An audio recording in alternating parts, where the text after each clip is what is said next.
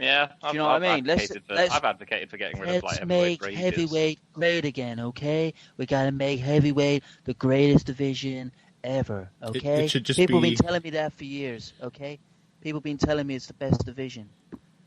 It's not bad. That was it's pretty good. The American accent part could use work, but you got the tone of voice. It was a Donald Trump accent, wasn't it? He's like an alien, man. He's not an American. He's not a patriot. No, it's just sort of a Queenie New York accent is what you got to go for. That's kind of what he's like, though, isn't it? He's very strange. He talks very weird with a weird little mouth. Okay, that's what he's like, right? He's pretty good. He's sort of foppish, you know. Yeah, that's not bad. That's not bad. He sort of gets high when he emphasizes things, don't we, folks? Yeah, he does. He does. Phil, whose was better, me or Connor's? I think yours. I think yours was better. Mine's more of a caricature. You see, that's what I'm going for. I'm not trying Shut up, Connor. I'm not aiming for. I'm trying to explain away your losses. I'm not aiming for verisimilitude. You know, I'm really going for the feeling. Oh, here we go. Oh no, he's trying to trick us with his $5 words. He's gonna try. Listen, he's gonna try and be erudite on a conversation with you and I, Phil, which is it's fucking one ass kicking this boy's about to get. This is when the guitar intro comes in. And people go, I love that fucking intro. I'm not doing this again. No, I'm not letting you fucking... people loved it. People loved it. I would say that was the most critically acclaimed part that your podcast ever had.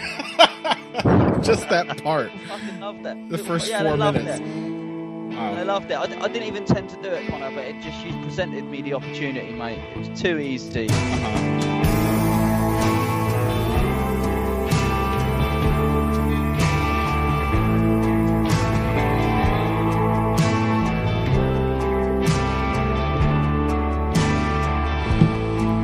Okay. Christ. Welcome to another edition of Heavy Hands. I'm your host, as always, Connor Rebush, and also, as always, I'm joined by... How shall I describe you, Phil? I mean, recent experiences have given me a more positive, I think, angle than I have had on past episodes. A paragon, I think, of British virtue, of the sort of mannered, staid character of your noble people. Phil, thank you for representing your country proudly on today's episode of Heavy Hands. You are not going to make me gang up with you against Kyle. Unrelated, we are also joined by Kyle McLachlan of the Fight Site, who has come back to either talk about fights or insult me. I don't think we're going to have time for both, knowing the way Kyle goes on. Kyle, thank you for coming back to join us on the show again. Oh, God, I'm getting nervous. Thank you for having me. I just want to say a brief note. On last week's Heavy Hands, you sort of made it out like I was really desperate to come back on and bugging you. And I believe I sent you a one-liner saying, don't forget I am available to come on if you want me to. Didn't specify a time, didn't specify a date, didn't even send a follow-up message. So I don't know if you want to let the listeners know now that last week was hyperbole and actually I was very polite. Now here what we see, dear listeners, is something called gaslighting. Kyle is trying to make me feel as if my feelings aren't valid. The way that he has treated me. Kyle, last time you came on the show, the very first thing you said was, I fucking hate when people are late. You were on time today. You were basically on time. It was very aggro. That's all I'm saying. We spent 30 minutes of sort of talking shit to each other. So it's out of my system. This is a new, that's right, serene, placid, gentlemanly Kyle, and I'm very happy to be here. That's right. The very picture of class, Kyle McLachlan of the Fight Site. Thanks again for joining us for this episode. We've got a sort of mixed bag here because ahead of us is an empty weekend. We are off of the UFC schedule until July 12th when Kamaru Usman and Gilbert Burns are fighting. I can't really actually make that voice too stridently because it looks like a pretty fire card. That's going to be great. But in the meantime, we thought we might bring Kyle on to discuss a topic because you're of a sort of historical bent, aren't you, Kyle? You like to get historically bent. I am historically bent. Yeah. So, what we're going to do is, first of all, talk about last weekend's card. It had a Fight of the Year candidate in the main event. It had an absolute crushing humiliation for me for having dared to pick a fighter who lost, among other things. We're going to talk about all of that first. But the back half of the show, or hopefully the back like 2/3, is going to be devoted to the topic of great matchups we never got. We're going to talk about some past hypotheticals that we basically will never get to see, but fights that we the whole picture of the sport might be different for us if we had seen them at the time, or maybe not. Some of them I think are more predictable than others. So before any of that, let's go ahead and talk about UFC whatever, Apex, Poirier versus Hooker. Kyle, your thoughts, just to kick us off on the main event? I believe this isn't fantasy, but I believe the last time I came on, we discussed Hooker versus Fedor. Maybe I spoke to someone about it. I think it was you guys. Yeah, no, I think it was. And I think I basically said then that Dan Hooker was a 3-round fighter. Mm-hmm. And unlike certain people who made very bold proclamations about potential results on this card, Connor, I was basically proven correct. I think tremendous fight. I think the Fight of the Year stuff's a little bit overblown. I think it was really, really good all the same. Very happy Poirier won, just because big fan of his, and I didn't really like the some of the comments Dan Hooker made in the last couple of weeks. I think he's a bit arrogant. Mm-hmm. But really, really good fight. Really good back and forth fight. But Dan Hooker, really is a fighter who can't get a second win. Considering he came out for 145, I get a feeling that maybe he should be at 170. I know he wouldn't be on the big side.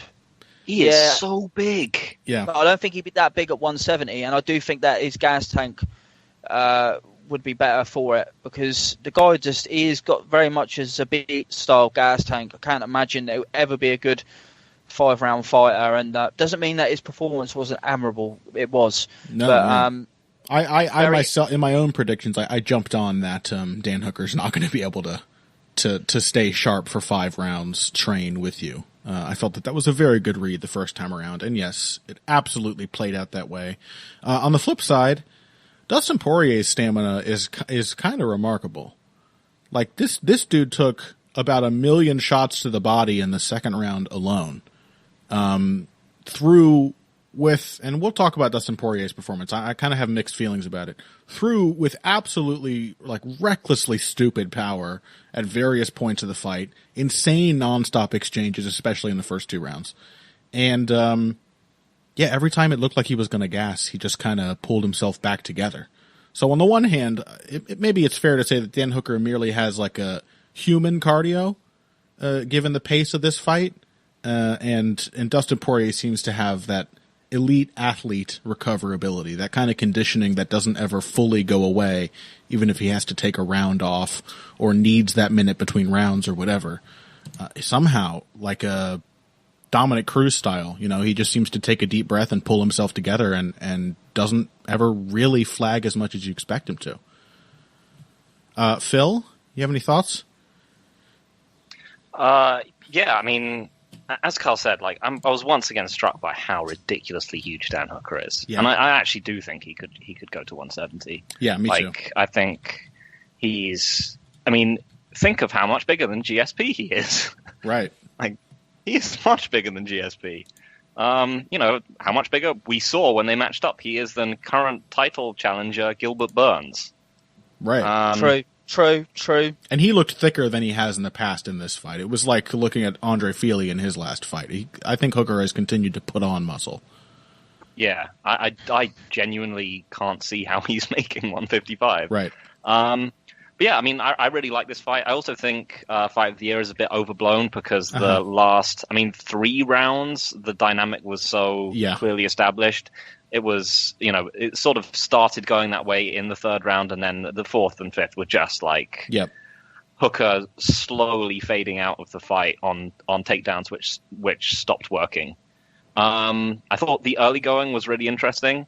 It was in general, it was a really fun lead hand open stance fight, which we don't get to see very often in MMA. Mm-hmm. Like a lot of jabs and a lot of kind of fencing with the lead hands. I thought Hooker did a really good job of establishing that early. I thought he also did like a great job of fighting as someone who didn't necessarily have the best gas tank. As in, he was the more attritional fighter. He was ripping to the body in combination. Mm-hmm. He was throwing in combination much more than he normally does.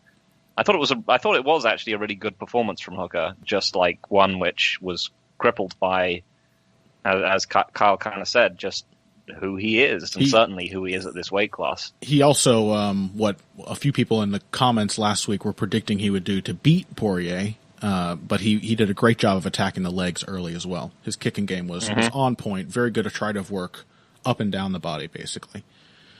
Well, what did you guys think of Dustin Poirier's performance? I agree. I think there's more to say about Dan Hooker and what he showed in this fight, but in a way, it sort of felt like at least it devolved into an older version of both guys.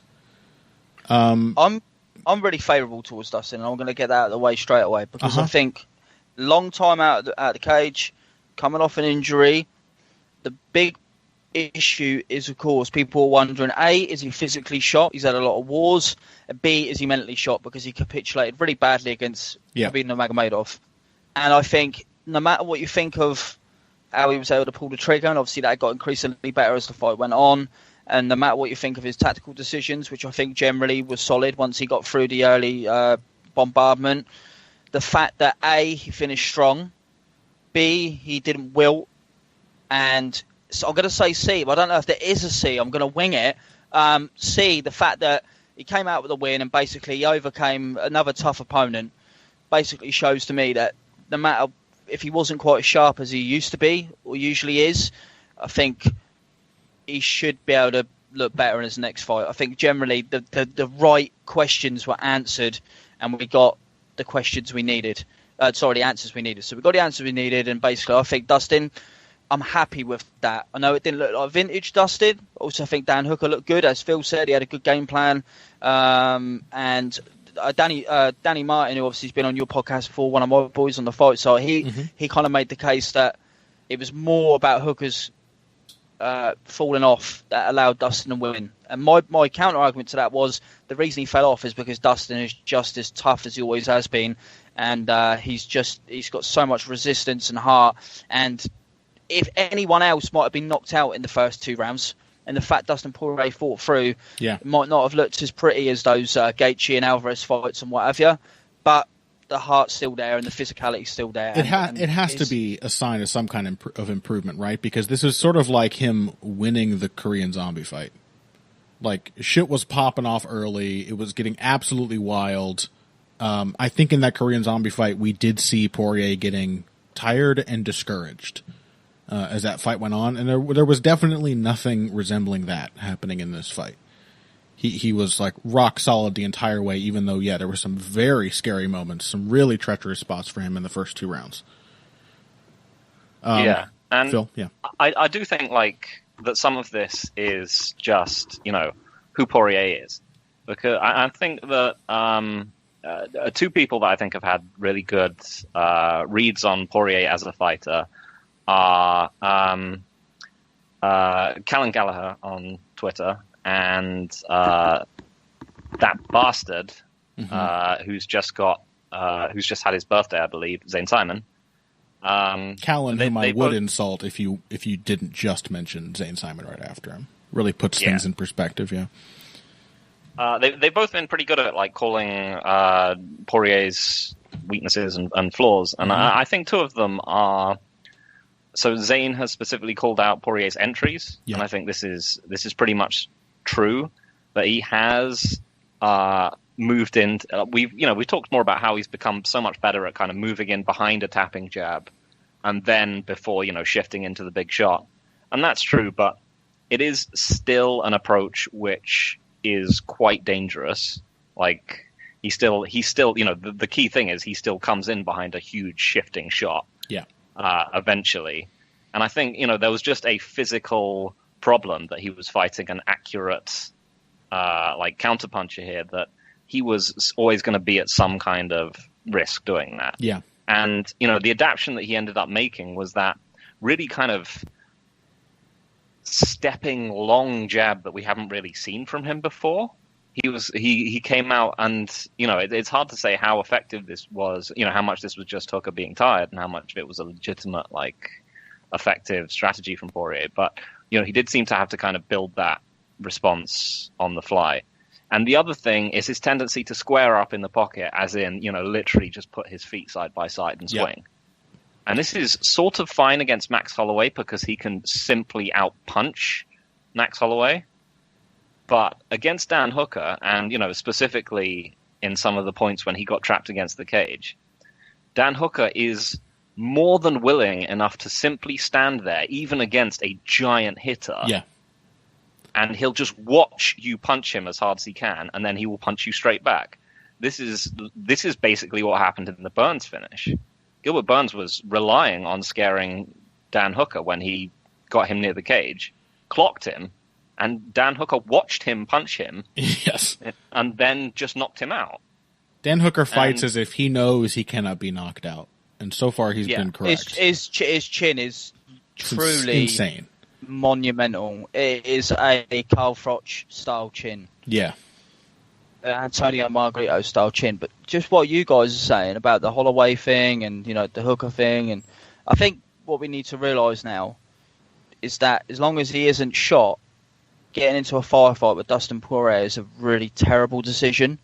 Mm-hmm. So for all talk of his coming in behind big shots and what have you, and sometimes teeter on the edge of destruction, as long as he's still with it physically, I don't think you'd pick anyone. Maybe McGregor still, just because obviously he's still a freakish puncher. But I don't think you'd pick anyone at 155 to beat Dustin Poirier in a shootout, in a brawl. Well, no. He's a really, really tough proposition for anyone. You've got to be someone like... I think the reason he's so dispirited against Khabib is that he just couldn't get anything done. In a fight like this, like when he got... I think it was at the end of the second round when Hooker caught him with a knee up against the cage. Yeah. Was it? Yeah. Yes. So, maybe if there was 30 seconds left, he might have done something. But generally, that's not the kind of stuff that discourages Dustin Poirier. It's when he just is nullified. Yeah, well, even in that sequence, he given another 15 seconds for that to continue, Poirier looked hurt, but he would have gotten to swing back, which is a comforting thing, I think, for someone who can punch like Dustin Poirier. Just being able to... Bear in mind, sorry, I just want to say before I look like an idiot, cover my ass, 4-ounce gloves, anything happened. Michael Johnson, of course, did knock Dustin Poirier out at 155. So, hands up, anything can happen. I'm not saying this is a hard and fast rule, but generally you wouldn't pick against Dustin in that kind of fight. Yeah. Yeah. I think he's always got some risk. He doesn't have an immortal chin like Dan Hooker does. He's always at some risk of getting knocked the fuck out early. I mean, and I've always thought that actually, even at the time and since, I've always kind of thought that the way, Dustin Poirier was fighting that McGregor fight, that if he hadn't got knocked out early, he might have actually won it. Mm-hmm. Because he was consistently trying to force, McGregor back into the fence. He was fighting the kind of fight that I think McGregor actually genuinely hates being in. Yeah. But yeah, aside from that, I think he's always going to be at a bit of that kind of risk. But yeah, I mean, I think... So myself and Conor were a bit somewhat dismissive of Hooker's chances, but I think this fight did sort of illustrate to me that this was always going to be this was always going to be tougher than we thought it was. I mean, particularly just because Hooker is just going to be there and he's incredibly durable and incredibly dangerous. I mean, I think the main real criticism for Poirier, I don't think it's necessarily his ability to pull the trigger or anything like that. It's that his takedown defense and takedown decision making didn't look any better. No different, at least. It did in the Khabib fight. Yeah, there was still the... You're wrong. Pulling for a guillotine every time is a great idea. The fucking guillotines. Yeah, it's just his go-to move. I don't know. And he does not have a Jorge Masvidal-esque ability to recover from that guillotine attempt or to turn it into a stand-up. Yeah, that's going to continue, obviously, to be a tactical flaw that people can take advantage of.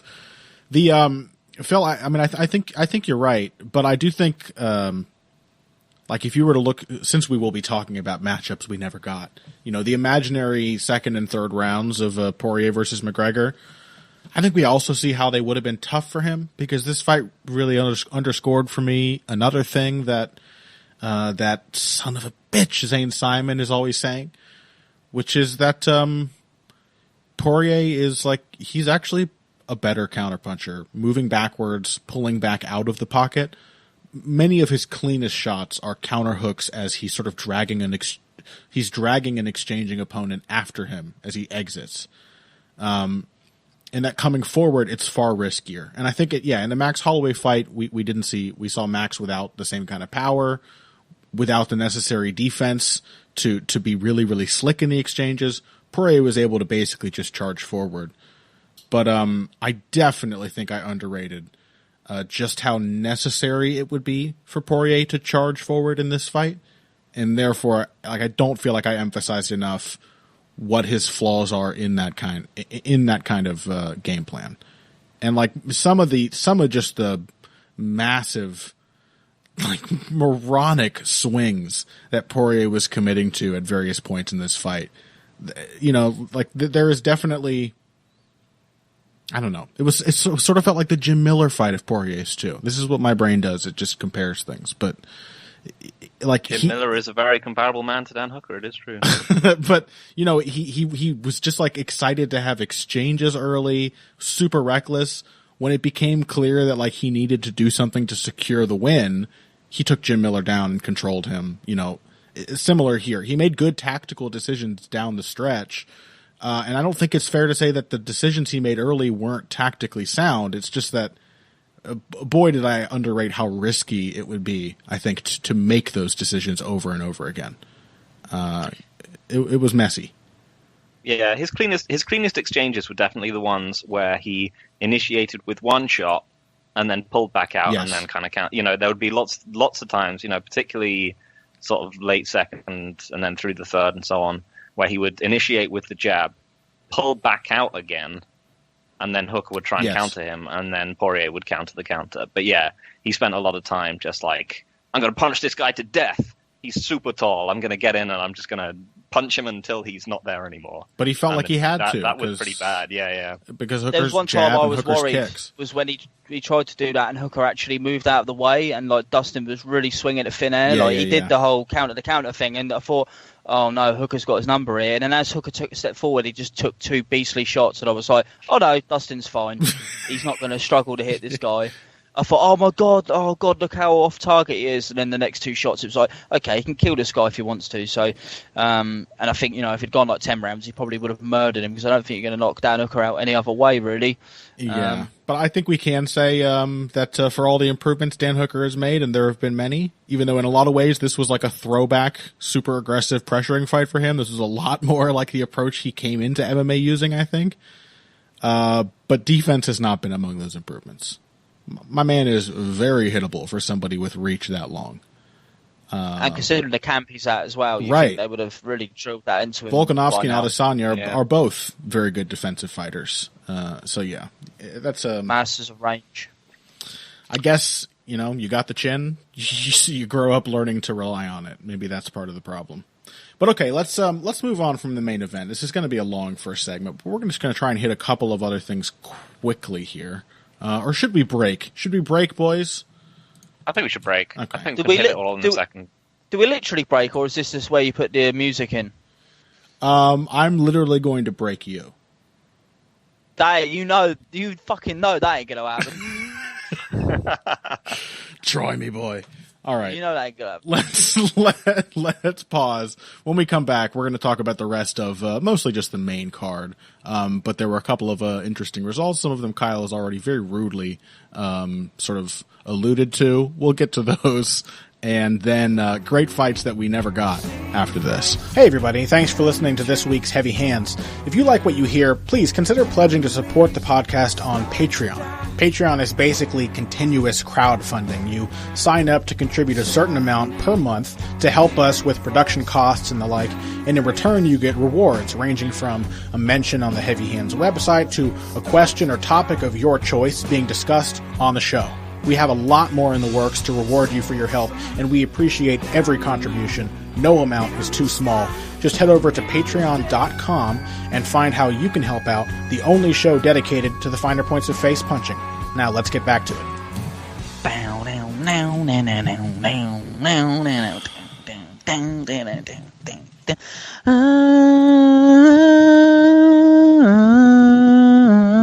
That's the song. He thinks he's cute. That's the one, isn't it? You know, he thinks he's blood, cute. Connor. Have you guys spoke about Mickey Gall and Mike Perry yet? No, we're doing it now. Okay, let's do it. We're going to start now. We were talking about stupid, dumb fights. What time is it? 20:02. I've got 58 minutes, if that's okay. Yep. That's fine. That should be good. More than enough. Let's blast. God damn this. Welcome back. Welcome back to Heavy Hands. Is that it? That's what you're saying, isn't it? I thought you were going to do a whole spiel. Well, welcome back to Heavy Hands. We're now going to be looking at another fight. Boom. There you go. That's what you need, isn't it? Okay. Wow. Hell. He has forensically dissected your broadcasting style, Connor. Really I listen to it every week, mate. I've got it down. Pat. Yeah. Really nailed it. You know, I see why the Brits are so renowned for their comic abilities. Just that incisive eye really picks up on the little details of the performance. Both chuckled, so it was good enough for me. Sometimes I chuckle when I'm confused. We're gonna continue talking about Poirier Hooker. Kyle was desperate to talk about Mike Perry versus Mickey Gall. He asked us with panic in his voice when he came back to his chair after a smoke break, have you already talked about Perry Gall? No, of course not. We were waiting for you, you cunt. Now tell me about it. It was really something. It was really bad. Yeah. Look, I feel bad because I know these guys aren't well paid. Everyone knows I'm pretty vocal about it online. Like, I don't like the whole fight pay thing, and it really annoys me. But these guys should not be in the UFC. Mickey Gall started off really well. Like the first 30 seconds, he used a really nice leg kick. Here's my question for you.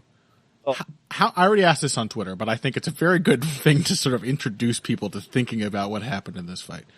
How many people now, of which Mickey Gall he's joined their ranks, how many people have had their career best striking performance against Mike Perry?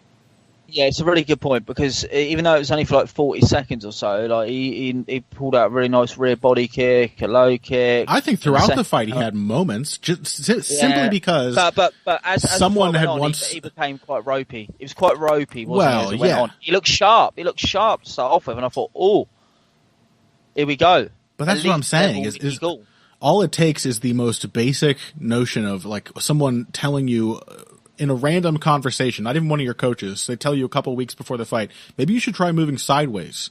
And if you remember that, you're probably going to have the best striking performance of your career when that fight with Mike Perry rolls around. Because it's been Mickey Gall, it's been Max Griffin. He made Max Griffin look like Ray Leonard. Santiago Ponzinibbio had definitely his best, cleanest striking performance. And so did Alan Jouban. Pons is good. Pons pretty good. Yeah, so did Alan Jouban. He beat Mike Perry and looked like a great striker, and then I think he lost his next two fights. True. I mean, basically, Mike Perry is not... I mean, we don't need to talk too much about this because he's not an engaging personality. He's not a very technical fighter. He's not a very good fighter. He is... let me go back to the first point. Not that he's not an engaging personality. He's quite honestly an aggravating personality. He's not particularly great to watch unless he hits someone really, really hard, and he's not very good at doing that. His camp is a mess, so he's clearly not taking his career seriously. And quite frankly, watching him fight is just not good MMA. So Mickey Gall, I feel, as an honest professional, he's just not quite good enough, and I feel bad for him. I feel like he should go to like the Alaska Fights thing and learn some more. Because clearly, you know, he's not a bad guy or a bad fighter, but he's not at that level. Yeah. Whereas Mike Perry's had a lot of opportunities, and he is just not good and not worth my time as a viewer. Well, Well, this was only Mickey's 9th pro fight, so it was, he jumped onto the big stage with that, it was a Contender Series or Looking for a Fight or some other dumbass show that strokes Dana White's swollen red ego. Got the CM Punk shine. That's right. He just got a big step up. This happens all the time with prospects in UFC. Hell, it happened to Mike Perry. Mike Perry, no one expected him to beat Hyung-Gyu Lim, I think it was, in his UFC debut. And he knocked him out in the first round, and it's been nonstop war ever since. He's never gotten another break. I don't disagree with that. That Mickey Gall showed some things in this fight. But on the other hand, like I said, if you get the vaguest notion of outfighting in your head, just you don't have to know how to pivot. You don't have to have good footwork. You just have to move to one side and then the other and occasionally switch between them. And you have to throw out straight strikes and the occasional kick while you're doing this. You are going to shine against Mike Perry. Especially in this fight. He looked like absolute trash. He looked like he'd never had a UFC fight before. He looked absolutely atrocious. I mean, to your point about the corner fiasco shit, somebody in the comments last week said something like they thought Perry didn't want to have to pay for a full corner for what was essentially a fight against a bum. If that's the way you think, you shouldn't be a professional fighter. That should be your opportunity to get better. That should be the best opportunity to try out new shit. Dean Thomas said that he should come and train with him, and I think that would be a very good decision, to be honest with you. Anywhere, anything. But I think we've seen he's too dumb to do that. He's simply too dumb. I think he's been locked into the path that he's on now this whole time, and we just couldn't be bothered to see it. But yeah, I felt sorry for Mickey Gall because he really tried. He tried. Yes. He tried to do the right thing. And he'd clearly worked on what to do. And meanwhile, Mike Perry just blundered out there with the worst game plan and the shittiest preparation. And Mickey Gall was like, "Oh, I'm going to circle out and pick you off." And then it totally worked. And then Mike Perry was just like, "Oh yeah, just despite the fact that you're nominally a grappler, I'm just going to out wrestle you because even though you've clearly worked harder for this, I have a better gas tank than you and I'm stronger than you and tougher than you and get fucked." Yeah. I have the boys, hear me out here. Let me posit something to you, and you're going to tell me now whether this is good or not. Next fight, Mike Perry versus Diego Sanchez. No. Come on. How depressing would that be? Yeah. Why would you want to see that? I've also heard Michelle Pereira, which I am very there for. Yes. Do that. do that instead. Triple threat ladder match. You know what I mean? Something like that would be quite cool.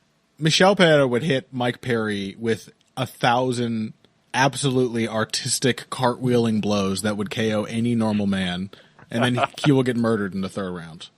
Yep. Yeah, that sounds awesome. I want to see that. No, I mean, we've seen a better Mike Perry in the past. We definitely have. This Mike Perry had nothing even resembling footwork. That was the thing that really stood out to me. He had this really awkward guard where he would just sort of it wasn't even a guard. It was both hands were just cocked. It was like Henry Cavill in that Mission Impossible trailer. That was his stance as he walked forward. And hands not protecting anything, he would just trundle into range and get a hit in the face and swing one shot most of the time. As the fight went on, granted, he did pick up on some combinations. But there was no cage cutting. There was no advancing with small steps. There was no maintaining the stance as you enter range. He literally just walked into range, got hit, and started swinging. It was one of that was when it was on the feet. That didn't even mention the part that Phil talked about where he work. It didn't work until he managed to get some clinch situations and just gassed Gall out because Gall doesn't have a very good gas tank. Of course it didn't work. If this Mike Perry had gone in and fought any of the other guys who are actually good strikers, to some degree, who have put on good performances against him, Alan Jouban would have killed him. Fucking Danny Roberts would have killed him. with this Mike Perry. It was the dumbest Mike Perry performance ever, which is sort of, I guess, what you would expect given his training situation. But there's not really much else to say about it. Let's talk about some heavyweights. Phil, you were saying that this might have been the best good-bad fight of the year, or the goodest, baddest fight of the year. I'm not sure how to say that. Maurice Green versus John Vellante. Other than John Vollante's staggering physique, truly a picture of peak performance, it really just looking like what I imagine light heavyweight John Vellante just looks like outside of a training camp. Like, he just didn't lose the beer gut this time. What do you have to say about this fight? It was super bad, but also super funny. Yeah. Just watching John Vellante plod around, getting hit by weird kicks, and then, like, that beautiful clubbing left hook after the Superman punch was just, like, peachy perfect. And you're like, oh man, maybe John Vellante can turn this around. And then he got tapped out from an arm triangle from bottom from a kickboxer. From an open half guard. Open half guard, yeah. I'm also not sure if he tapped out, whether he just wanted to say, nice body, just sort of tapped him on the ribs there. Like, this is nice. I've never felt a physique like this before. Yeah. And then they went, whispering. It's over. And he's like, oh shit, I didn't realise I was actually tapping out. He was thinking, would it shock Maurice Green to know that I was once considered very beautiful like this? I too once had muscles. Yeah, it was one of the dumbest fights I've ever seen. I mean, I'll give you that. It really sucked. Kyle, any thoughts? Oh, it was odd. It was odd. But I've always quite liked John Vellante. I always think he's, I know he gets a lot of stick because, is he like friends with Chris Weidman or some shit? He is famously Chris Weidman's id. Didn't John Vellante fight in Strikeforce first? I think so, yeah. Yeah, I remember him being quite a decent fighter. He was seen as a guy with some potential, but he's one of those guys who never changed even a little bit. Anything about the way he fights. It's a long time ago now. Yeah. Hey, look, sometimes you just want to see two big dudes stand and bang. Let me bang, bro. And then sort of fall over and one of them just sort of get sort of hugged around the neck. I mean, you were saying earlier, Kyle, how you're a little kinder than some of the other fight site boys towards the. I am. Towards the bigger, well, not in most ways, but towards the bigger weight classes. You really know how to pick them. Who's on the list now? John Lennon, numerous other people that are worthy of defense in your mind. But let me say something. Yeah. The point I was trying to make, and I'll just summarise this quickly because I imagine that audio won't make it into the podcast, and Phil likes confusing people, and I don't. I like to be as comprehensive as possible. Yeah. The point I made before we went to air was a lot of my kids that work for me, they say that any big dudes are essentially bad, even the good ones. And I'm more sympathetic to the good ones. I will say, okay, this guy's one of the best of his weight. That's because his weight is terrible. But I will say, well, you know what? He is still good. This was not one of those fights. Well, I'm actually going to defend these guys here. I'm gonna give another. I did a bonus episode about this once, which Kyle obviously hated, where I talked about just the differences, the different dynamics that have to exist when fighters start to get bigger and bigger and bigger. Like, things are going to change. You can't have the same expectations. And this is a very silly example of that. But in no other division, I don't think, would you see somebody tap to that submission. But at heavyweight, where you are absolutely going to get tired more easily and more quickly than in any other division, there's a reason we see such stupid submissions at heavyweight. It's not just because everyone's grappling. Yeah, it's not just because everyone's grappling is so bad. It's because when somebody gets really tired, you might just be able to grab their head and persuade them that maybe tapping out will be more comfortable than what they're feeling right now. It was a true heavyweight good bad fight. I don't know. I'm sure Phil and fair hypothesis, but they, John Vellante might not have been feeling like that if he wasn't a blob. Well, he looked so good. I thought he looked great. I really wish they would have let him fight with just sort of a slightly too small white T-shirt. You know, I don't want to. You got to tease me. I just want to see the bottom of that belly just poking out. The shirt sort of riding up. Ooh, that's what I'm here for. Sorry, I'm a bit hot. I need to go outside. Yeah, and get some air. that's all right. That's all right. Okay, well, I also want to say, before the UFC came back after lockdown, a few of us kind of did have a dream of how post-lockdown UFC would look. Yeah. And it was a dream which was shattered. And it was one where, and this might be a bad thing to say, but it would have been funny, where, the fighters weren't going to be as prepared as they could be. We were going to see, dad bods and weirdness. And instead, we've seen, in general, people look pretty remarkably good. And I just want to say, thanks to Mike Perry and Jean Vellante for kind of doing their best to single-handedly resurrect that dream of what post-lockdown UFC might have looked like. This guy has been training with his girlfriend, who has no idea what she's doing, and this guy has a giant beer gut. This guy has been training in a bar. It brought the dream back for just those two short fights. Yes, I'm with you on that. Enough. Mike Perry, John Vellante, the two steady hands at the rudder that we always needed. Well, let's talk about the main card opener real quick, because as I should have expected, things are going on way longer than I want them to. But Kyle, yes, Sean Woodson, thoughts? Look, I said that I wasn't too hyped about the card. Let's just get this out of the way. I messaged you last week, very politely, again, I must say, saying I would be willing to come on the show, and you said, hey, we could do a recap. I was like, I'm not too excited about this card outside of the main couple of fights, because I was anticipating Mike Perry versus Mickey Gall, apparently. That is what you said. Yes. You said, listen, Woodson's really good. And I said, I don't remember him. And you said, he beat my namesake. And I said, of course, I do remember him, but don't remember being hyped about him. And you told me this guy is the best guy since sliced bread. He is the best prospect going. Yep. And when I woke up and checked the results on Sunday morning, I went, ha ha ha ha. And not through any sort of just alone. Woodson. Just alone, and I'm picturing a dingy basement. Kyle, no. No pants on. My room's pretty my room's pretty well decorated. All right, okay. And it was pretty bright. I don't close the curtains so that I get woken up by the natural daylight. You know what I mean? That's so a very natural way to wake up. Yeah. And I thought there's no malice towards Woodson.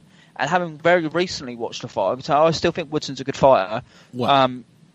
But late notice fights, don't take them as my recommendation if the opponent has changed to someone you've fucking never heard of. Right. Well, he's definitely still a good fighter. I think we can all acknowledge it was a great fucking fight. If there hadn't been Poirier Hooker in the main event, and this one honestly was arguably more consistent, although it did not reach the heights of violence that the main event did, but it was 3 rounds of breakneck action. Very entertaining. Julian Erosa worked super fucking hard to hand Sean Woodson what to me looks very much like one of those inevitable prospect losses. In fact, I already started working on an article because I'm always interested in the idea of the prospect loss, of all of those defeats you see sprinkled around the very earliest fights of even the greatest fighters. There's actually quite a few all-time greats who have lost. And this is not, by the way, the potential I'm projecting for Sean Woodson. I'm just saying I'm always fascinated by the way that the lessons that fighters have to learn the hard way early in their careers, the things that they can't possibly be prepared for until they actually face them. And this was how this looked to me. It was a fight, honestly, I didn't expect Julian Erosa to be capable of fighting. He's been knocked out 5 times before. 4 of those, I think, 3 or 4 of those in the UFC. So I really thought... Artem Lobov, one of them. Was that one of them? Well, he knocked him out. I don't know if it was in UFC. Yeah, it was on the Ultimate Fighter, wasn't it? And he got knocked out by, what's his name? Who's the bitches guy from Japan? Why am I forgetting his name? Bitches? No, the bitches guy. He's always talking about his bitches. The alpha male yeah. kid. You know the guy. Just the left hand. You know the guy. I know who you mean. Yeah. I actually don't know who you're talking about. I'm a pretty niche MMA fan here, and maybe it's just a reference. Teruto Ishihara. I had to think of it. Okay, sorry. He got knocked up by Teruto Ishihara as well, and then I think Julio Arce knocked him out with a head kick. So, I really thought that even if Erosa had tried to fight the fight that he fought here, he would probably get knocked out at some point. And truth be told, it almost happened. Third round, Woodson dropped him with a huge left uppercut on the way in, a really nice counter off the right hook. But Erosa just fought like a really dogged, intelligent fight. He didn't waste any of the opportunities that he was given, by being able to survive what Woodson was dishing out. He diligently went to the body and worked the legs. He was really invested in those targets, which everyone should be, but especially against someone who's huge and tall, just hit them in the goddamn ribs. He consistently pushed Woodson back into the fence, which is a thing that Woodson did a lot of against Kyle Bochniak, but actually paid for here. He didn't get a lot of opportunities, but when he needed them, he went in and used his wrestling and changed the phase of the fight. It was very much a veteran performance.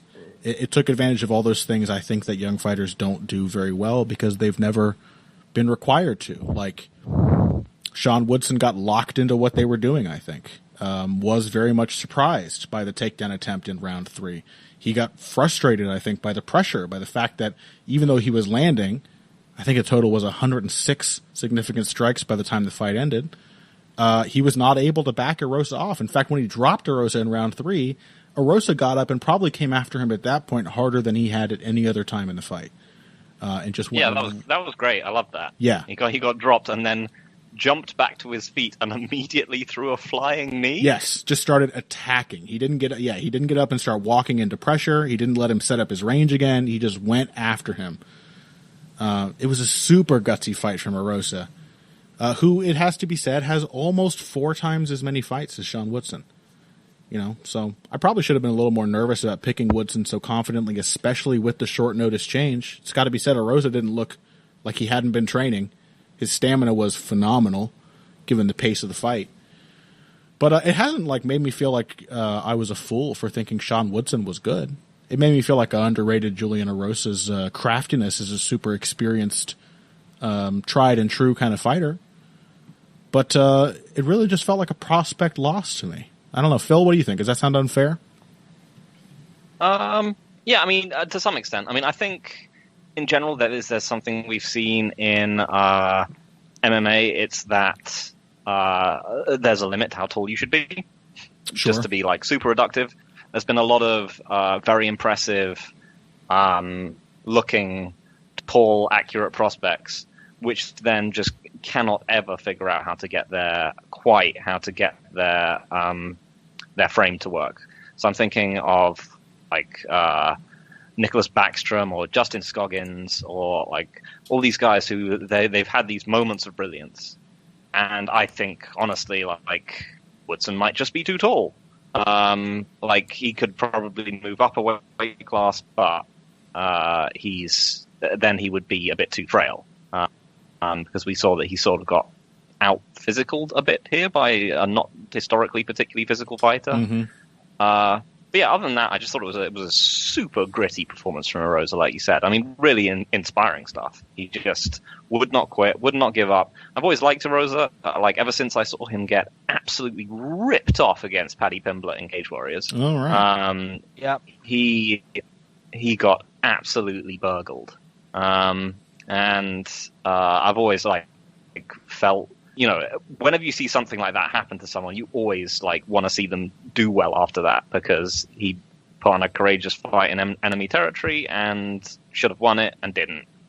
But yeah, this time just went after it, forced Woodson into the cage. I think Woodson has some, surprisingly enough, for when MMA is mostly tall guys are good in the clinch and surprisingly bad range strikers. Yeah. Woodson is actually the opposite.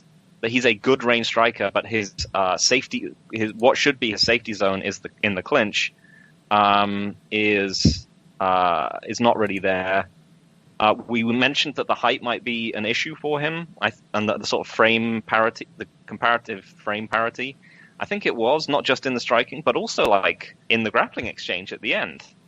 I don't know if, in his professional career, I sincerely doubt he's ever fought anyone who's been able to hit a kind of front headlock snap down on him to like initiate a grappling exchange. Even the way that Arosa sort of like reverse engineered the Darce grip as he was putting it on. Like he sort of put the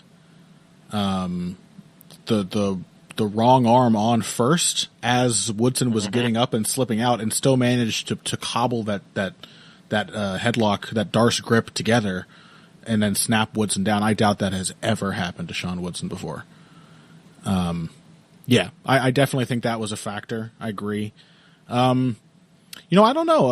I think it's just a technical thing, to be honest. Just a lack of schooling and not realizing it was an area of risk, because Woodson definitely has tall guy vibes in the pocket.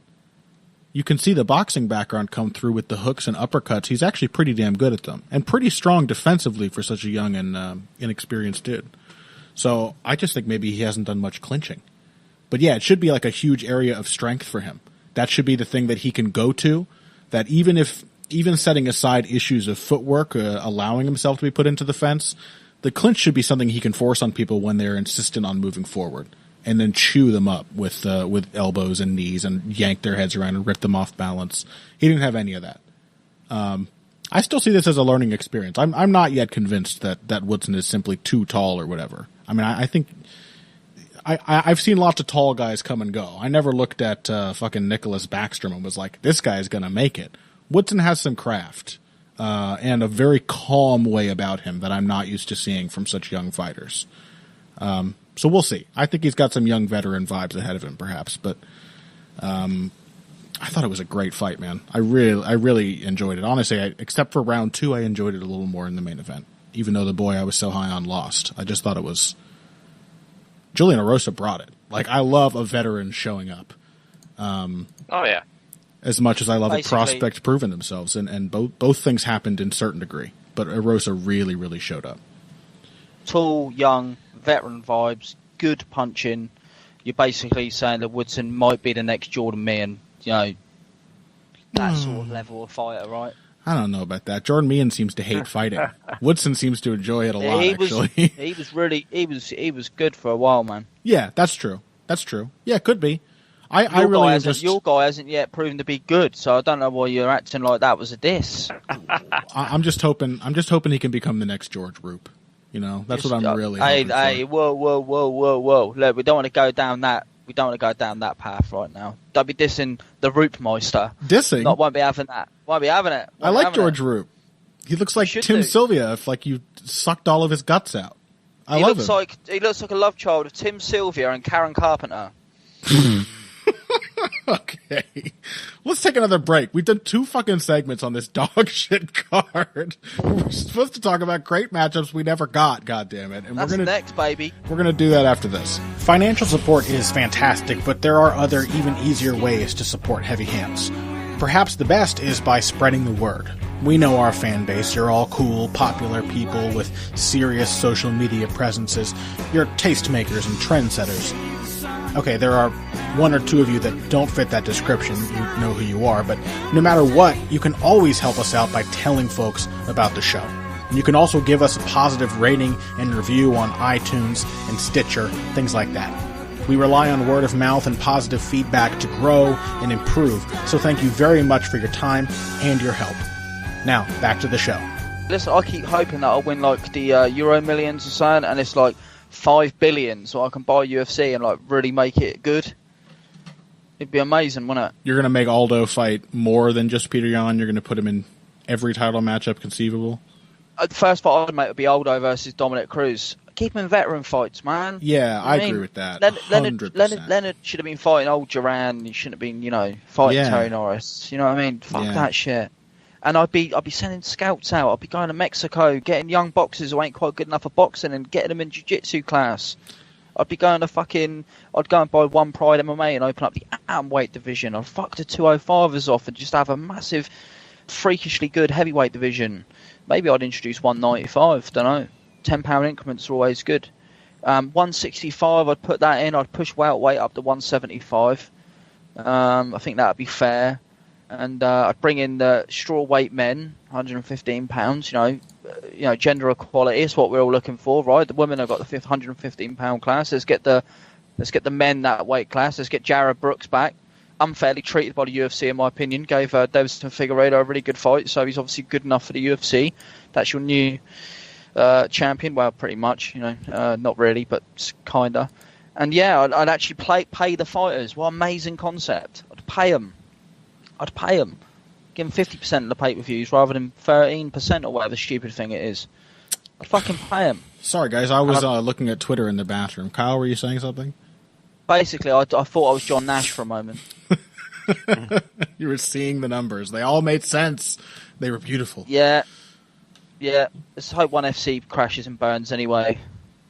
As an MMA promotion, I hope they make enough money to make this uber kickboxing promotion they're currently trying to be. Their MMA division sucks ass.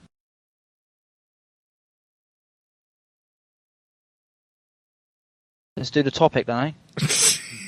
I was kind of wondering how long that could stretch out. All right, shall we? Great matchups. Yeah, let's do it. All right. Just quickly, are we doing ones that were actually made or could have conceivably happened? Not fucking. No, it doesn't have to be ones that were actually made. Like Aldo Pettis can be a one that was never actually made. I think... but I mean, like they've got to be like historically conceivable, right? So that's the they're idea. Both fighting at the same time and we're contenders, that kind of thing. Not fucking, Fedor versus fucking what's the guy's name? Keith Hackney. Who? Keith Hackney. You don't know Keith Hackney? Keith Hackney? You don't know Keith Hackney? You're kidding me, right? Did like the a tiger tiger kung fu style. He fought Emmanuel Yarborough. Of course I know Keith Hackney. Yes, of course. You know what I mean? I just picked someone random. Yeah, Should have said Harold Howard. It was such an inexplicable matchup. Like, why would I ever want to see Keith Hackney? Listen, as Harold Howard once said, in regards to this segment, we've got a saying round my way that says, if you're coming on, take sunglasses off, come on. Which is a famous UFC 1 moment. Well, I think that was the start of the segment. I mean, clearly we're Kyle just sounded like he just drifted away from the mic and kept talking. We're doing matchups we never got. And as Kyle just said, it's not pure fantasy matchups. I don't think I made that clear enough at the top of the show. We're talking about conceivable matchups that were probably talked about at the time, whether by promoters and matchmakers, by the fighters themselves, or just matchups that the fans really wanted to see. And we're kind of just groping around in the dark. We've not organized anything. We've already probably talked enough to make an entire show, but we're going to now go for at least 20 minutes, I imagine. And whoever talks first gets to pick the first matchup. Aldo Cejudo. I cannot believe that was not Kyle talking first. I am fucking I deliberately shook. didn't. It's not my fucking show. I couldn't believe you had that level of control. I got control. What was it, Phil? Aldo Cejudo. Aldo Cejudo. He said that just because we wanted Aldo Pettis, and he said that Aldo Cejudo was being better. I know. Why did you give me this opening? Yes. It wouldn't have been better.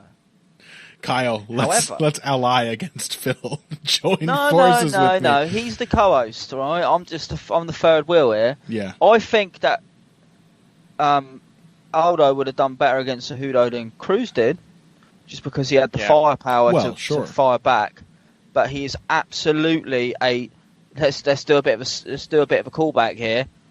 At bantamweight and certainly in his later featherweight days, he absolutely appears to be a Zabit / Dan Hooker style minimal round fighter, as he showed against Marlon Moraes when he just barely did anything in the third round, and didn't really get started until halfway through the first round. So it could have been the case that if Cejudo didn't stomp him early, then Aldo wouldn't have been able to do anything late anyway. Although there is the interesting thing that, only going off one example, we have seen Aldo at bantamweight turn into like a big stupid bruiser. Sort of like what Edson Barboza did in his drop down to feather. It's just like, oh, like I used to be like a quick super athlete guy. Now I'm just like a big dumb meathead who's slower than everyone. I'm going to walk forward and throw hard punches. That might actually be interesting against Cejudo. Cejudo's got an iron head though, hasn't he? Well, he does. Yeah. Does he have an iron body? Also, he's so short. I don't know whether Aldo would be able to pull the body shots off on him because obviously he's a brutal body puncher. Yeah, maybe.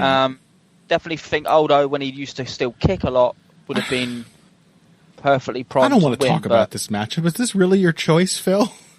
Yeah, because it's. Well, then you talk about it.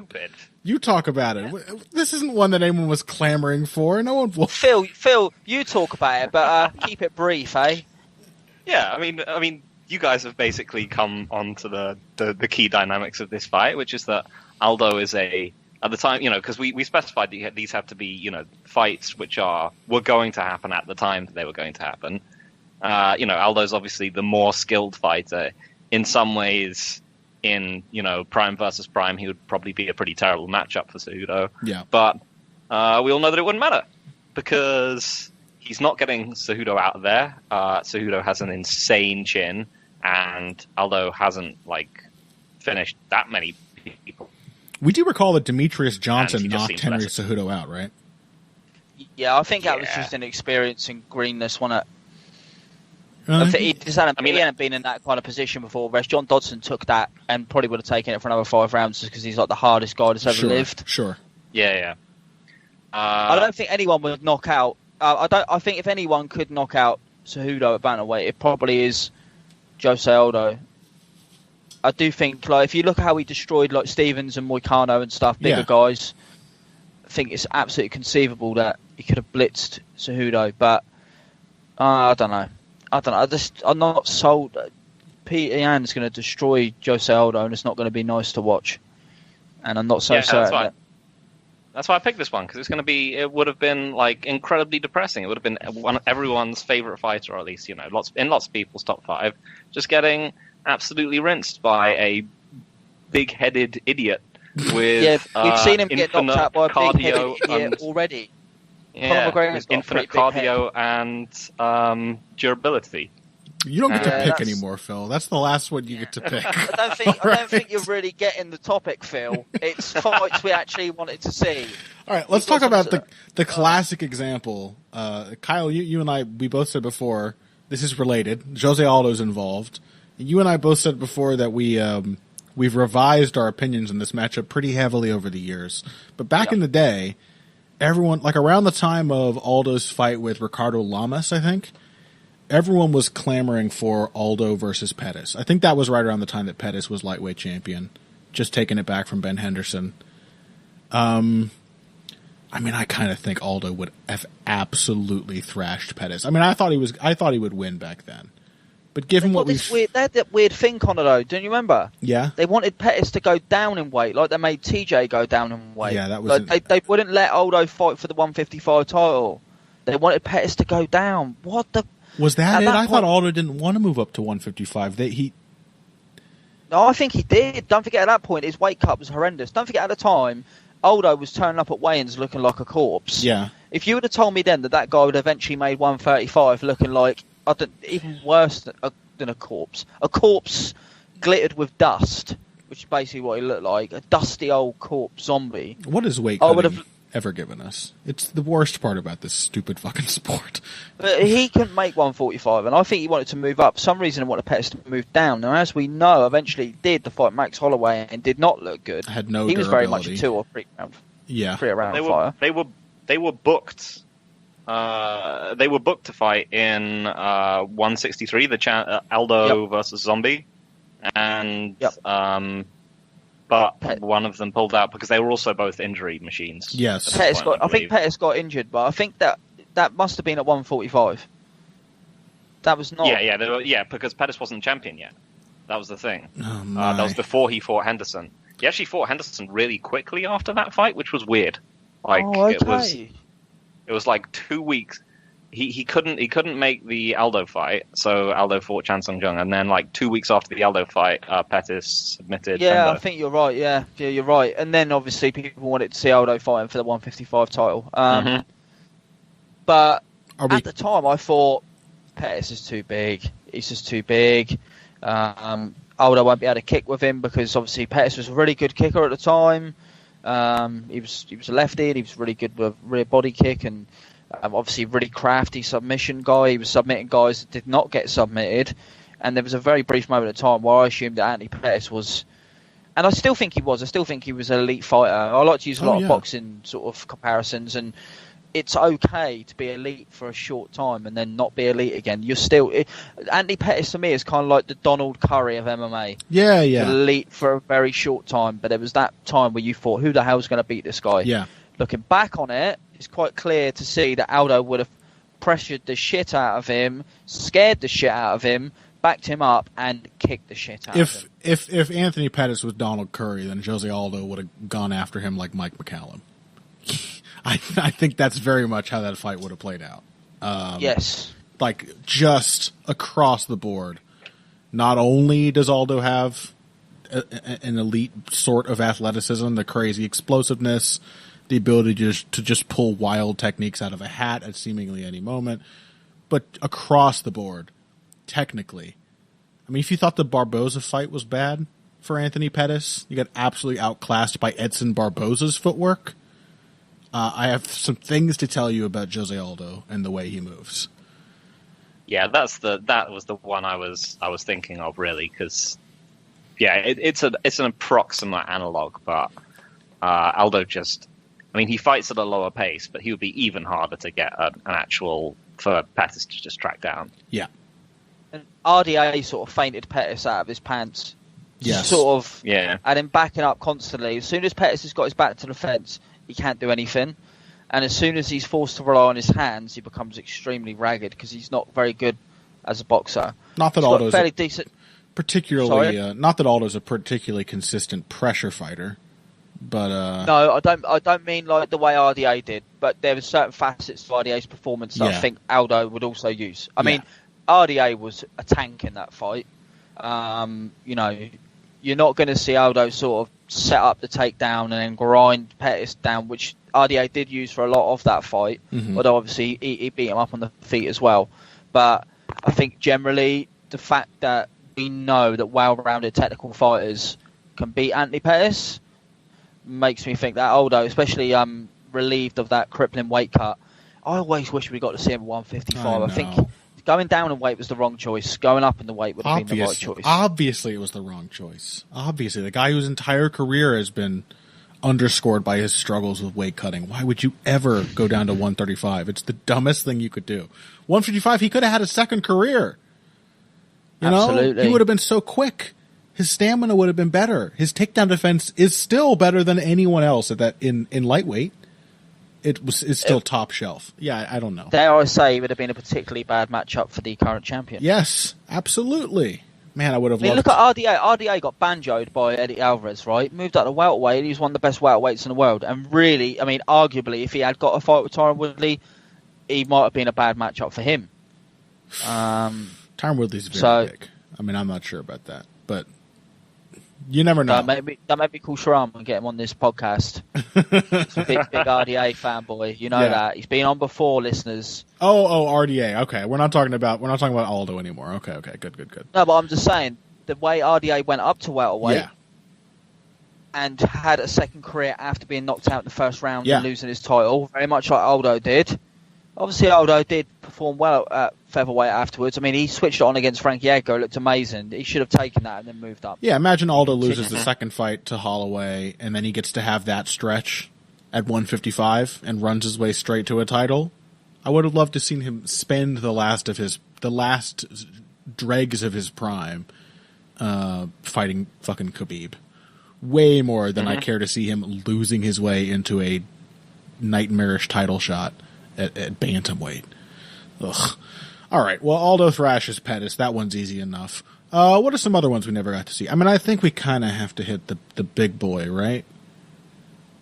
Can I have this call? Because obviously Phil fucked up the last one. He really shit the bed. Yeah, You've please. kind of had one. Look, I'm so ashamed to say it because I know I said earlier I'm more sort of sympathetic to the big dudes. Yeah. But it does sort of make me ashamed to say I was never more excited than I was when Fedor versus Brock Lesnar was close to happening, or at least everyone was talking like it was close to happening. It would have been good. It would have been interesting. It would have been amazing. It would have been like amazing. It would have been like a supercharged version of Fedor versus Fujita, except without the durability. Never mind. Or it might have been, it might have been Bigfoot. It might have been like the Bigfoot fight. Lesnar might have taken him down and just beat the fuck. Yeah, I'm still not sure what I would pick to happen in that fight. Fedor's size and takedown defense would have been issues. Yeah, I mean, obviously Fedor's a way more skilled fighter, but like, would he armbar Brock Lesnar? Can it be done? Yeah. He'd probably get in his back and choke him out, though. I think Fedor might have scared Brock. One thing we learned about Brock was he was a very big dude, and he's got that. I love a Frank Bruno reference when I'm talking to you, Connor. You know this. He can take a punch, but he doesn't like taking punches, and he doesn't react well to getting punched. So I do think that, Fedor around that time was in his gunslinging days as well, when he suddenly just started beating people up. Yeah. Rather than being a controlling cerebral fighter, he was just a gunslinger. And I do think maybe if he'd come out all guns blazing like he did against, say, Brett Rogers, he might have scared Brock, and he might have had him turtling. And as soon as you turtle against Fedor, you're getting pounded out and you're getting choked badly. So, but I don't know. Brock was pretty. He was an athletic specimen, and I really do think. Again, people are gonna reply on your tweet, and they're gonna reply in your YouTube video and say the Cockney guy doesn't know what he's talking about. A, I'm not from London, and B, Brock Lesnar was underrated. I think Brock Lesnar is underrated. I think he was a genuinely good fighter. We talk about heavyweights that are out of shape, heavyweights that only look good because everyone's bad. Brock Lesnar was an in-shape guy. He was a ridiculously athletic guy. And we talked earlier about Woodson sort of getting thrown to the wolves too early. They threw Brock Lesnar to the wolves. Sure. And his first real fight against someone his own size was his second fight against Frank Mir, man. Frank Mir, one of the most dangerous heavyweight veterans around. Yeah. Who even years later, had a fight with Fedor. And, okay, it took him 2 attempts to beat him. But, straight after that, it was Heath Herron, who was past his best, but still a really crafty guy. Yep. And then it was Randy Couture for the title. Brock Lesnar, I think, does not get enough appreciation. I think that's fair. We should really have Kyle and Pat on the show, Phil, at the same time. Because I think they would really bond over their shared... Pat also is a huge Brock Lesnar apologist. Not as huge as Brock Lesnar himself, of course, but he's trying his best. Nowadays, I'd say Pat is Lesnar-esque. Yeah, he's been lifting those books. Yeah. I mean, I tend to agree to some extent. I don't think Brock Lesnar was absolute trash. I think his career was mismanaged, and he had some misfortunes that he couldn't have avoided.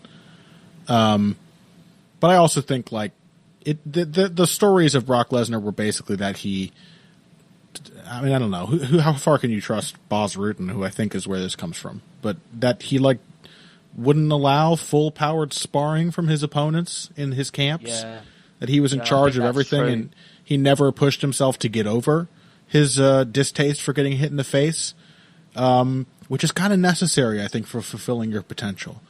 But even then, his win over Mark Hunt, or at least what was briefly a win over Mark Hunt, it was a good performance. It was a very smart heavyweight fight. And Mark Hunt was not yet completely done at that point, I don't think. So, yeah. Really, Mark Hunt should have knocked Brock Lesnar out. And Lesnar, I know he was juiced to the gills, but... It's what I expected to happen. Very well. Yeah, and Brock Lesnar kept him on a jab and took him down. Yeah. That's the thing, is that, when I think of what that Bigfoot fight looked like for Fedor, which is approximately, analogous to when they would have fought, it was, a lot of it was him just swinging wide under blast doubles. Yeah. And then just getting wrecked on the floor. Right. I mean, it's that's the thing. Like I said, I don't know who I would actually pick if they were, if they fought at the time they were going to fight.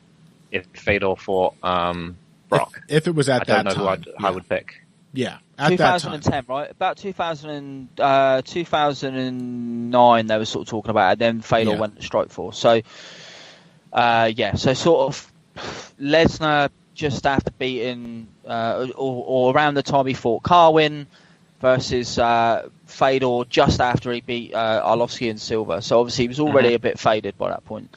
I think honestly it would have been mega. I would have loved to have seen it. I agree. And really you needed to see it because it was what Cain Velasquez eventually did was unify all these different strands of lineage, and really you'd have had the Pride, Affliction, and I think at the time it was the Gamma champion, or no, the Whammer. Was it Whammer? Was it Whammer?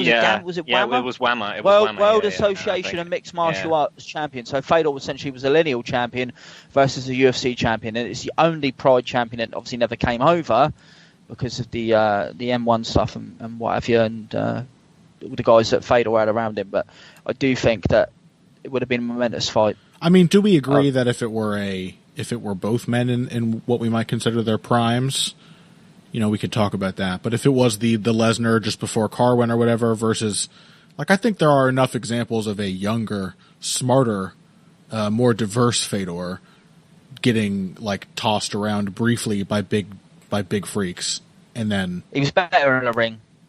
Fact as well. If it's in a UFC cage, I think Fedor wasn't as effective in the cage. There's something to that. There's something to that.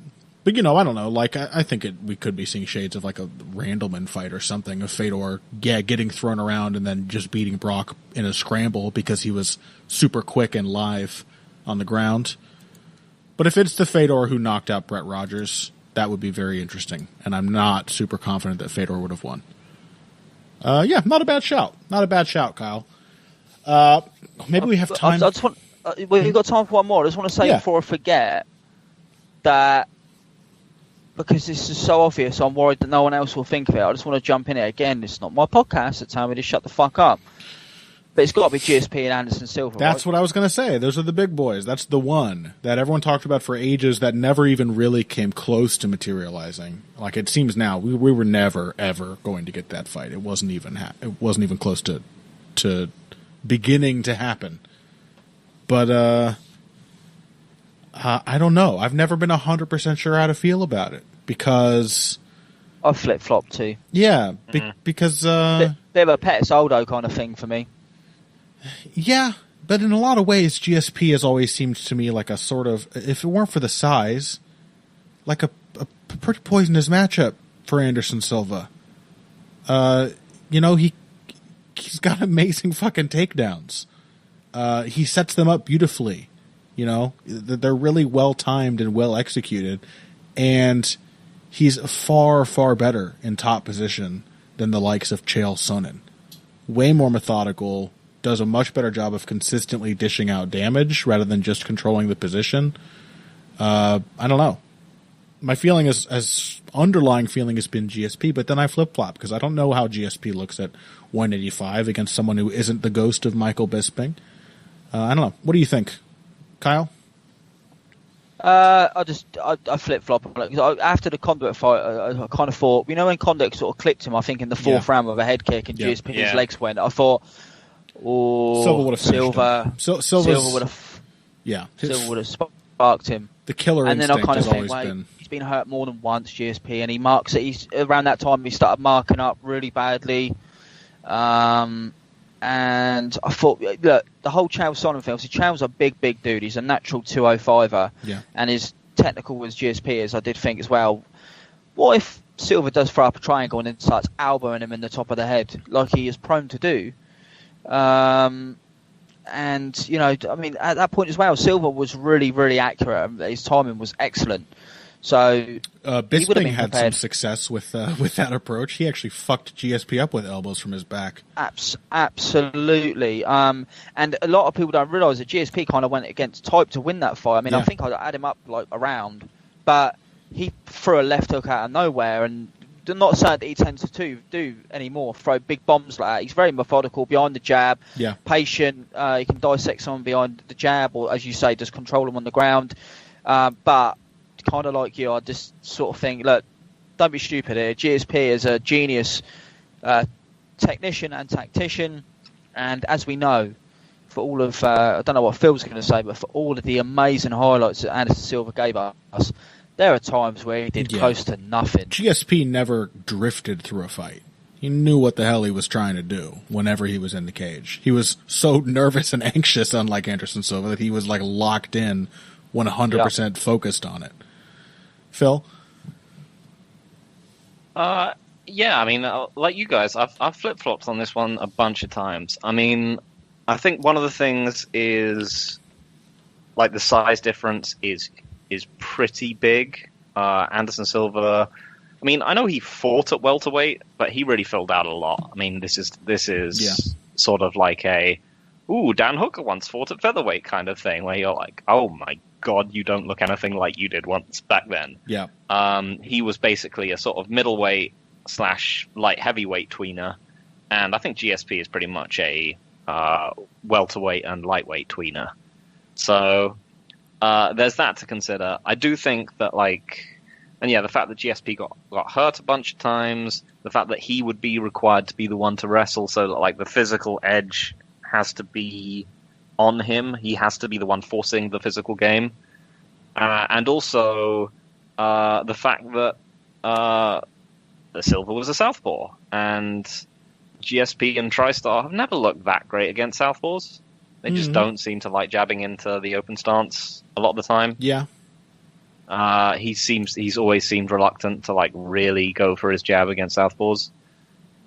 I think I probably still slightly favor GSP, and this might well just be I just think he's the better fighter kind of thing, you know, where I'm just picking him because I can, and because I want to believe that, like, the more functional game would win out over the slightly more sort of artistic one. But yeah, I mean, it's again like Lesnar Fedor, but for very different ways. It's very hard to call, I think. Would GSP... Because, yeah, I'm not sure how happily GSP would be able to set up his entries on Silva. Would he have to force that kind of fight on Andy? I mean, a physical wrestling fight, yes, of course. Would he have to force it? Like, what happens if GSP hangs out at range and relies on his kicks, for example? To take No. He ain't gonna. What precisely is Anderson Silva killing him with there? What stupid mistake is GSP making that Anderson is countering him for? Like so many of Anderson's. A really big dude with really precise striking and countering. Like okay, GSP is a really great jabber. He's gonna, and he had a really good up jab as well, by the way, which he's gonna need for this fight because obviously he's a smaller dude.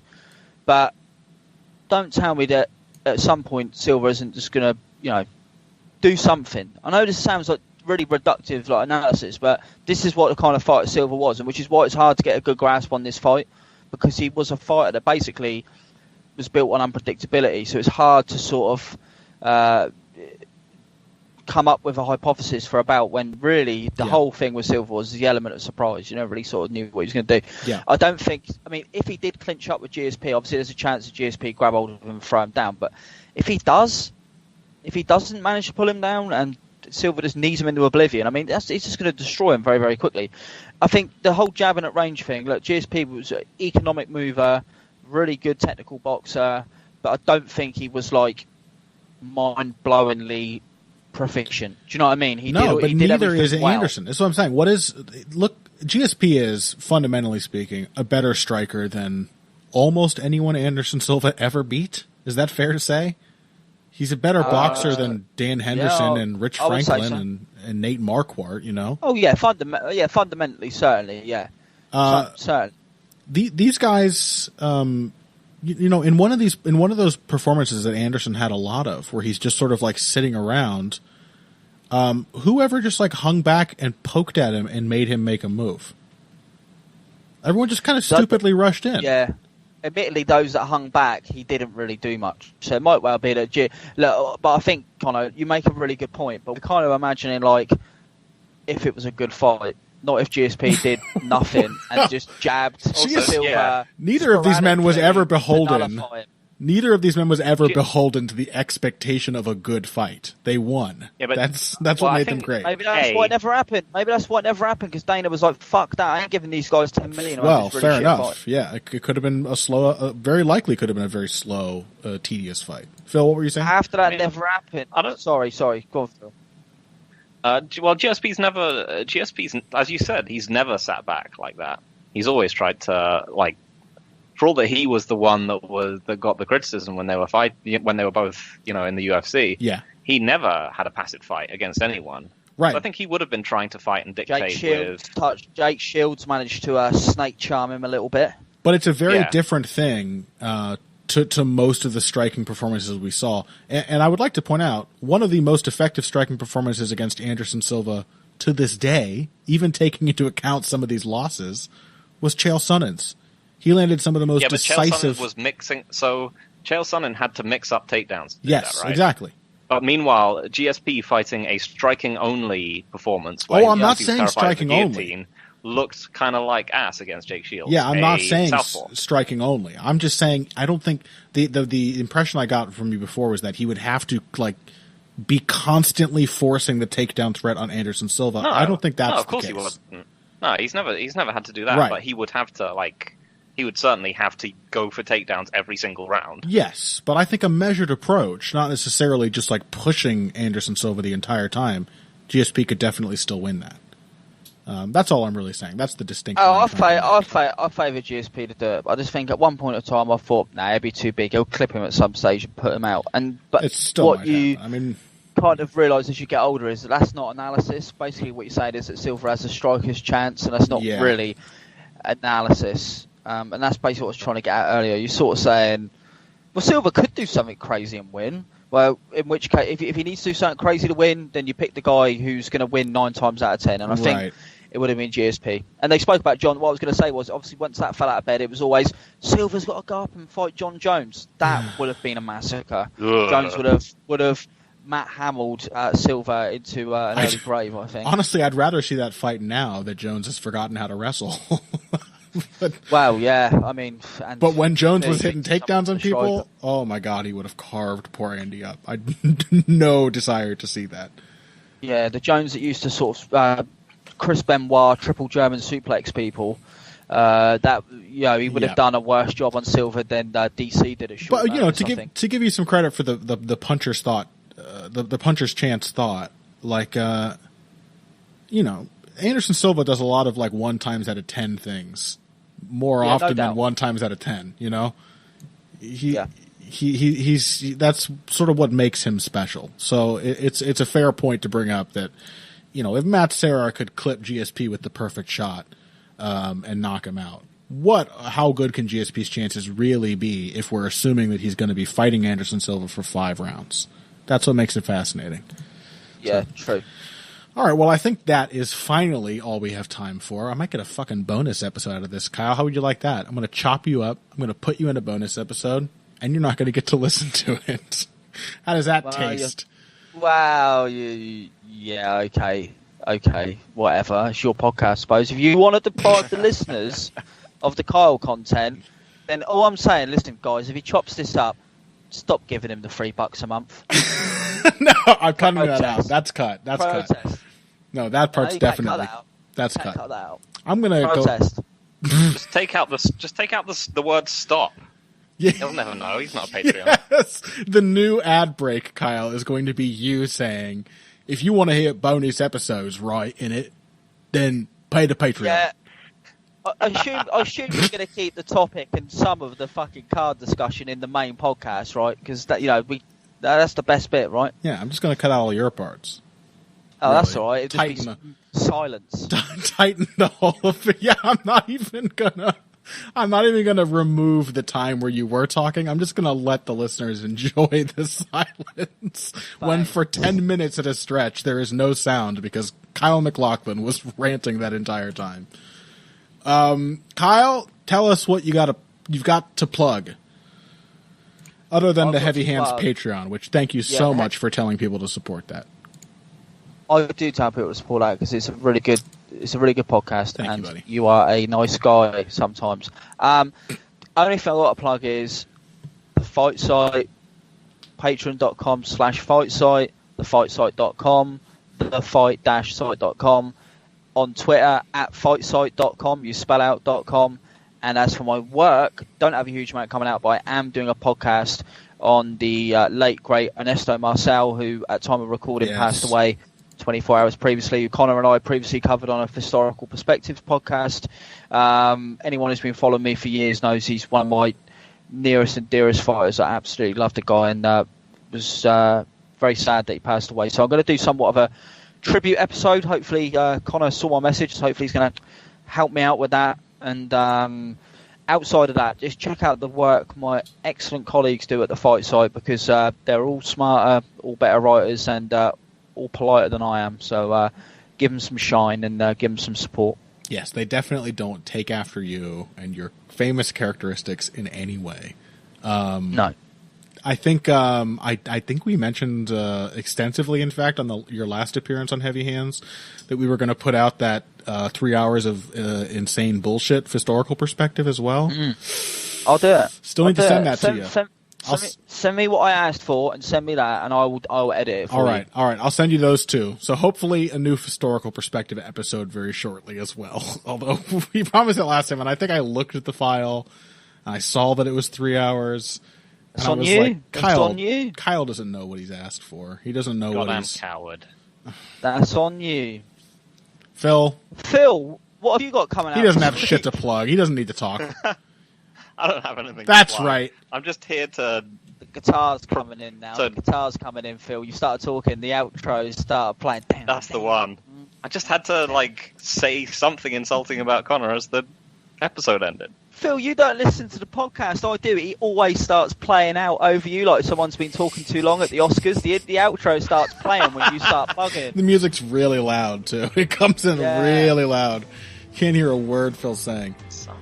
Well, I'm working on an article. I'm not going to go ahead and tell you that it's going to be published, but it is about Sean Woodson and the concept of the prospect loss. Basically an idea of what lessons to take away from this performance, if any at all. Spoilers, I do think there are some. So, follow my Twitter if you want to see if that actually does come out, if I manage to finish it. And the best way to do that would be to follow me at Boxing Bush, BUSCH. But you can also find Phil at Evil Greg Jackson and Kyle at Pulgas Boxeo, a.k.a. Flea Boxing.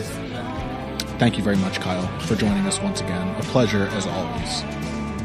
I love talking to you guys. I've known you both for years, and it's fun, isn't it? It's just fun. It is. And I just want to say to the listeners, right, this is really important, but if you came here for the final points of face punching, you came to the right place. This was Heavy Hands. Heavy Hands in it.